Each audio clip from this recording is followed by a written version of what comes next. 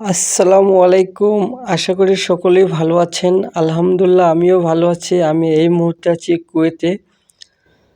তো আমার এই ভিডিওটা কে কোথায় থেকে দেখছেন অবশ্যই কমেন্ট সেকশনে জানাবেন, লাইক, কমেন্ট, শেয়ার করবেন এবং চ্যানেলটিকে সাবস্ক্রাইব করে পাশে থাকবেন। এবং এই চ্যানেল থেকে আপনারা কুয়েতের বিভিন্ন তথ্যগুলো আপনারা পাবেন। যারা দীর্ঘ অনেক দিন হলো কুয়েতে আসবেন, পাসপোর্ট জমা দিয়েছেন বিভিন্ন পরিচিত আত্মীয়-স্বজনের মাধ্যমে, তাদের সাথে যোগাযোগ করবেন আপনাদের ভিসার কী খবর, তারা অবশ্যই জানে। আর ইতিমধ্যে আপনারা স্ক্রিনে দেখতে পাচ্ছেন প্রচুর পরিমাণ লোক কুয়েতে প্রবেশ করেছে বিভিন্ন কোম্পানিতে। আলহামদুলিল্লাহ অনেকেই ভালো আছে। তবে নতুন অবস্থা যারা আসবেন অবশ্যই হাতের কোনো কাজ শিখে আসবেন এবং ভালো ভিসা নিয়ে ভালো কোম্পানিতে আসবেন। তাহলে ইনশাল্লাহ প্রতি মাসে ভালো বেতন পাবেন এবং থাকা খাওয়া কোনো সমস্যা হবে না।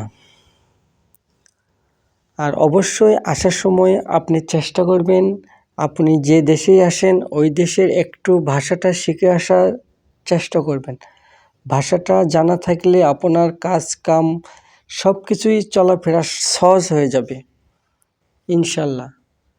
আর বিশেষ করে আপনি টেইলার্সের কাজ যারা জানেন বা সেলুনের কাজ অথবা যে কোনো বিজনেস অথবা ফ্রিজের কাজ, ড্রাইভিং, এই কাজগুলো কুয়েতে প্রচুর চাহিদা। ইলেকট্রিশিয়ানের কাজ, এগুলো একটা পার্ট টাইম হিসেবে কাজ করতে পারলে আপনি প্রতি মাসে নতুন অবস্থায় ৮০,০০০ থেকে ১,০০,০০০ টাকা ইনকাম করতে পারবেন।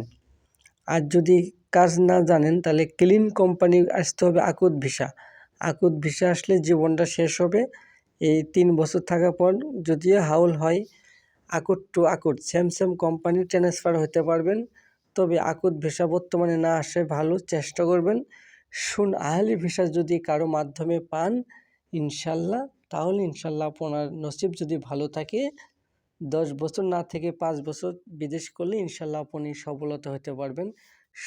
আহলি ভিসা মনে রাখবেন, এই ভিসাটা সবচেয়ে ভালো। তবে কোম্পানি ক্লিনিয়ার কাজে আকুত হুকুমা ভিসা